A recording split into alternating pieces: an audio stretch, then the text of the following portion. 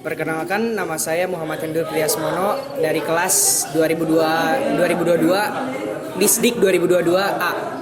Di sini saya akan menyampaikan materi tentang sejarah bahasa Indonesia.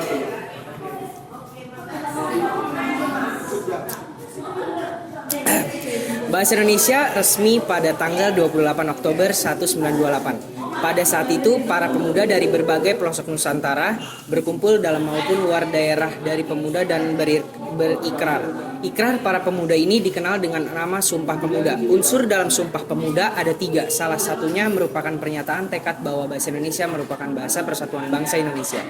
Bahasa Indonesia dinyatakan kedudukannya sebagai bahasa negara pada tanggal 18 Agustus 1945. Keputusan tersebut pada Kongres Bahasa Indonesia 2 tahun 1954 di Medan, antara lain menyatakan bahwa bahasa Indonesia berasal dari bahasa Melayu. Bahasa Indonesia tumbuh dari berkembangnya dari bahasa Melayu yang sejak zaman dulu sudah digunakan sebagai bahasa perhubungan atau lingua franca, bukan hanya di Kepulauan Nusantara, melainkan juga hampir di seluruh Asia Tenggara. Bahasa Melayu mulai dipakai di kawasan Asia Tenggara sejak abad ke-7.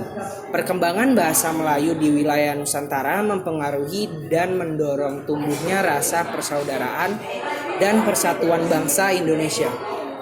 Komunikasi antar perkumpulan yang bangkit pada masa itu menggunakan bahasa Melayu.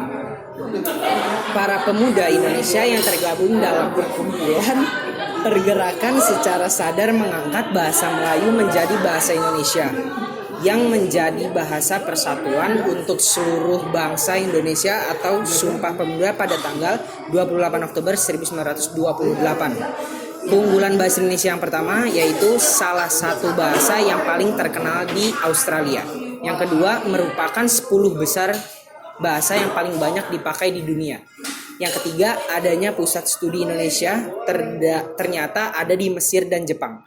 Yang keempat, menjadi bahasa prioritas di Vietnam.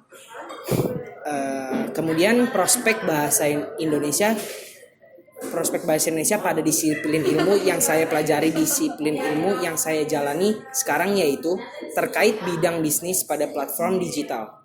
Pada era digital sendiri, bahasa Indonesia berpeluang sebagai yang pertama, sebagai bahasa rujukan. Yang kedua, computer assist translation, yaitu penerjemahan berbantuan komputer di era digital. Yang ketiga, pembelajaran bahasa berbantuan komputer ini difokuskan pada bidang akademik, tepatnya pada bidang bahasa.